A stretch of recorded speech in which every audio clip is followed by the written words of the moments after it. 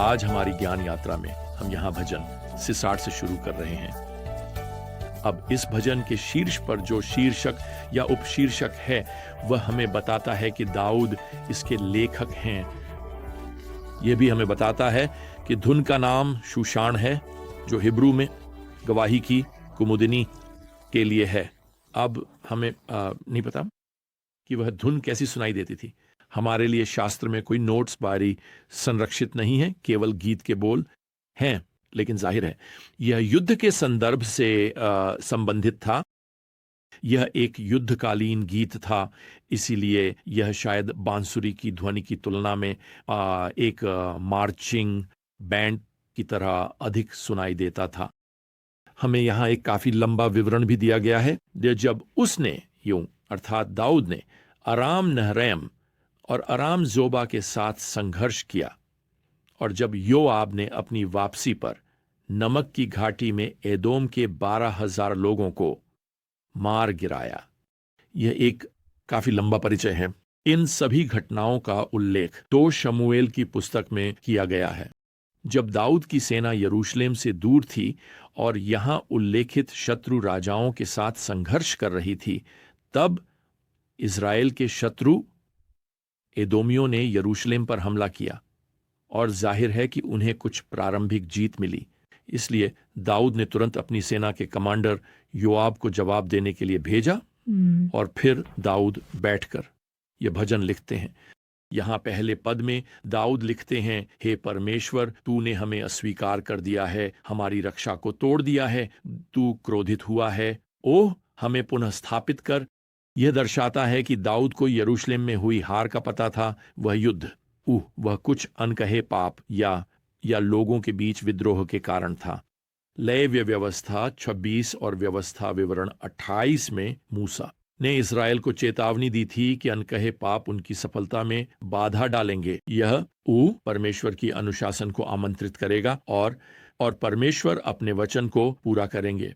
तो यहां दाऊद लोगों का प्रतिनिधित्व कर रहे हैं, और वह इन परिस्थितियों को स्वीकारोक्ति और पुनः स्थापना की खोज में प्रभु के पास ले जाते हैं। और इस महान भजन में हमारे सामने यहाँ दाऊद हमारे लिए 3 प्रतिक्रियाओं का उदाहरण प्रस्तुत करते हैं, जो हार को विजय में बदल सकती हैं। और वैसे ये आज के हर विश्वासी पर लागू होती हैं जो किसी प्रकार की आध्यात्मिक हार का सामना कर रहे हैं।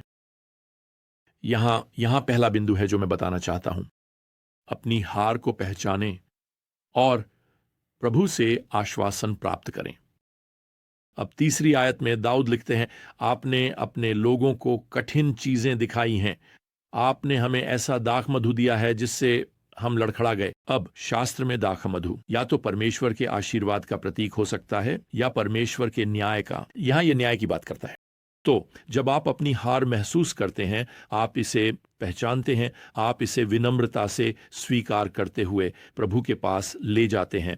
चौथी आयत में यहां आश्वासन है। आपने उनके लिए एक ध्वज स्थापित किया है जो आपसे डरते हैं, ताकि वे धनुष से बचने के लिए उसकी ओर भाग सकें। यह ध्वज युद्ध के दौरान एक खंभे पर उठाए गए झंडे को संदर्भित करता है। यह सैनिकों के लिए एक संकेत के रूप में कार्य करता था। यह या तो उन्हें एकत्रित करने के लिए या कुछ निर्देश देने के लिए संचार कर सकता था कि उन्हें कब आगे बढ़ना है, कब भागना है, कहां जाना है, शायद उन्हें सुरक्षा के स्थान की ओर इंगित करना। तो दाऊद यह कह रहा है, जब मैं चोटिल और खून से लथपथ होता हूं और पाप और दुनिया के साथ अपनी लड़ाई में असफल होता हूं और अपनी ही देह के साथ जब मैं अपनी हार को भगवान के सामने स्वीकार करता हूं, तब मैं देखता हूं कि ध्वज उठाया गया है, जो मुझे संकेत देता है कि मैं कहां भाग सकता हूं, कहां शरण के लिए दौड़ सकता हूं।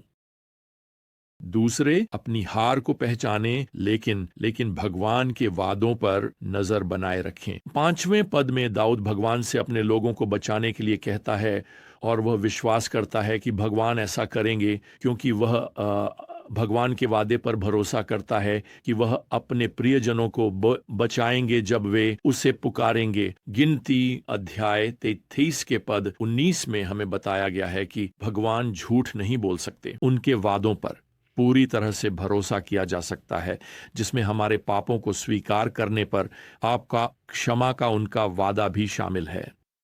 देखिए, विश्वासियों के लिए लड़ाई वास्तव में मन में संदेहों की लड़ाई है। वंडर कि हम पाप के बारे में क्या सोचते हैं, हम क्षमा के बारे में क्या सोचते हैं, हम अपने बारे में क्या सोचते हैं, मोर यहां तक कि हम भगवान के बारे में क्या सोचते हैं।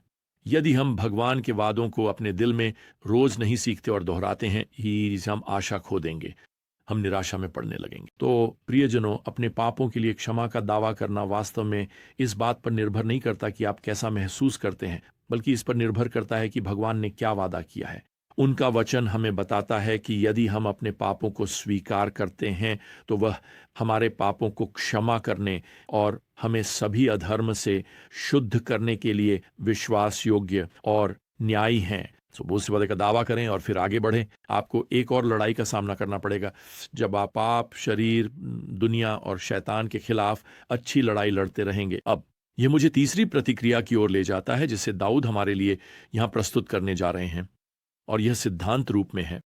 यह पहचानें कि हार सिर्फ एक और याद दिलाने वाली बात है कि आपको भगवान के साथ चलने की आवश्यकता है। अब याद रखें, दाऊद इस भजन को लिख रहे हैं जब जनरल योआब एदोमियों का सामना करने के लिए वहां जा रहे हैं। इस भजन की शीर्षक हमें अंतिम परिणाम बताती है। उस शीर्षक में यह हमें बताता है, योआब ने नमक की घाटी में एदोम के 12,000 लोगों को मार गिराया। तो इसे ध्यान में रखें, विजय दाऊद के अपने राष्ट्र की ओर से विनम्र स्वीकारोक्ति और भगवान में विश्वास की घोषणा के बाद आती है।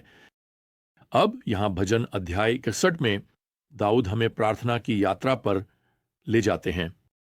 वह फिर से हमारे मन में उस युद्ध का वर्णन करके शुरू करते हैं, और वह युद्ध जो हम सभी अपने और अपनी भावनाओं के साथ करते हैं।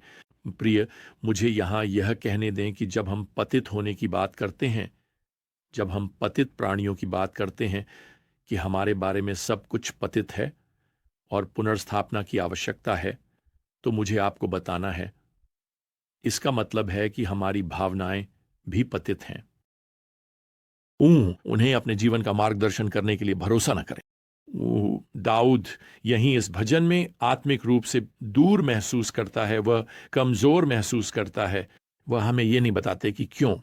वह बस यहां पद 2 के अंत में कहते हैं, मेरा हृदय मुरझा गया है। योना ने भी इसी शब्द का उपयोग किया था, यह बताने के लिए कि वह उस बड़ी मछली के पेट में कैसा महसूस कर रहा था। वह मुरझाया हुआ महसूस कर रहा था। मुझे यकीन नहीं है कि एक बड़ी मछली के पेट में होना कैसा लगता है, लेकिन मुझे लगता है कि मैं भी बेहोश होना चाहूंगा। खैर, यहां अपनी कमजोरी में डूबने के बजाय दाऊद पद 2 में परमेश्वर से पुकारता है। वह कहता है, मुझे उस चट्टान की ओर ले चलो जो मुझसे ऊंची है। ओह, मुझे यह वाक्यांश बहुत पसंद है। दूसरे शब्दों में, मुझे अपनी जिंदगी किसी ऐसे व्यक्ति पर बनानी है जो मुझसे ऊंचा हो, कोई मुझसे अधिक मजबूत हो। मुझे नहीं पता आपके बारे में प्रिय, लेकिन मैं अपने आप को उतना ही ठोस महसूस करता हूं जितना कि वह मॉडलिंग क्ले जिससे मेरे बच्चे खेला करते थे, वह प्ले डो हो। हमें एक चट्टान की जरूरत है। हमें अपने जीवन को हमारी चट्टान, हमारे जीवित परमेश्वर की ग्रेनाइट ताकत से जोड़ने की जरूरत है। यह प्रार्थना की यात्रा केवल दाऊद के लिए नहीं है। आप इस यात्रा को कभी भी ले सकते हैं, जब भी आपको इसकी आवश्यकता हो, जितनी बार आपको इसकी आवश्यकता हो, जब आप अपनी अस्थिर, मुरझाई भावनाओं को अचल चट्टान के सामने समर्पित करते हैं, जैसे कि आप प्रभु पर निर्भर रहते हैं। और इसका मतलब यह भी है कि आपकी आशा किसी और चीज में नहीं, किसी और में नहीं होगी। भगवान आपके जीवन में विकल्पों में से एक नहीं है, भगवान आपका एकमात्र विकल्प है। दाऊद अब भजन संहिता 72 में यह स्पष्ट करते हैं, एक छोटे से 2 अक्षरी हिब्रू शब्द के साथ जो कई बार प्रकट होगा, और यहां इसका अनुवाद केवल या सिर्फ किया गया है। वह पद 1 में लिखते हैं, केवल भगवान के लिए मेरी आत्मा मौन में प्रतीक्षा करती है, उनसे ही मेरी मुक्ति आती है। वह अकेले ही मेरी चट्टान और मेरी मुक्ति, मेरा किला है। दाऊद इसे पद 5 और 6 में दोहराते हैं, केवल भगवान के लिए ओ मेरी आत्मा मौन में प्रतीक्षा करो, क्योंकि मेरी आशा उनसे ही है। वह अकेले ही मेरी चट्टान और मेरी मुक्ति, मेरा किला है। मैंने वर्षों में कई लोगों से मुलाकात की है जो कहते हैं कि वे प्रभु पर भरोसा कर रहे हैं, लेकिन असल में वे अपने बैंक खाते या अपने चिकित्सा रिपोर्ट्स या पृथ्वी पर अपने संबंधों पर भरोसा कर रहे हैं। मुझे लोगों ने बताया है कि वे यीशु में विश्वास करते हैं, लेकिन वास्तव में यीशु उनके जीवन के बैग में भरी गई कई चीजों में से सिर्फ एक हैं। ऐसा कहने के लिए वे बस सभी आध्यात्मिक आधारों को कवर करने की कोशिश कर रहे हैं।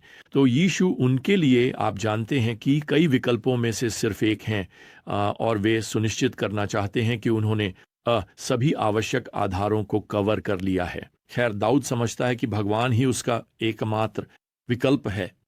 यकीन नहीं बनो, यह नहीं है भगवान के साथ साथ कुछ और तरीका, ये नहीं है भगवान के साथ कुछ और शक्ति का स्रोत। यह भगवान है और केवल भगवान। खैर, आपका क्या? जब मुक्ति की बात आती है तो क्या आप मसीह के साथ अपने अच्छे कार्यों, बपतिस्मा और आप जानते हैं चर्च सदस्यता, अच्छे कर्म जो भी हो पर भरोसा कर रहे हैं? जब एक ईसाई के रूप में अपना जीवन जीने की बात आती है तो क्या आपकी एक नजर दुनिया की राय पर है और एक नजर भगवान के वचन पर? जब विश्वास का एक कदम उठाने की बात आती है तो क्या आप परिस्थितियों को देखते हैं या आप केवल उसके वचन के माध्यम से उसकी सच्चाई को संप्रेषित करने वाली भगवान की आत्मा की ओर देखते हैं? प्रिय, मैं आपको प्रोत्साहित करना चाहता हूं, आज भगवान को अपना एकमात्र विकल्प बनाएं, आज अपनी एकमात्र आशा बनाएं, आज अपनी एकमात्र शक्ति का स्रोत बनाएं। और जब आप ऐसा करेंगे कि आज, तो आप अपने दिल और जीवन के नीचे उस ठोस नींव को पाएंगे, भगवान की ग्रेनाइट। और आप दाऊद के साथ कह सकते हैं, मुझे उस चट्टान की ओर ले चलो जो मुझसे ऊंची है, क्योंकि आप, हे भगवान, मेरी शरण, मेरा मजबूत गढ़ हैं। खैर, अगली बार तक प्रिय प्रभु यीशु मसीह की कृपा और भगवान का प्रेम और पवित्र आत्मा की संगति आप सभी के साथ हो। आमीन।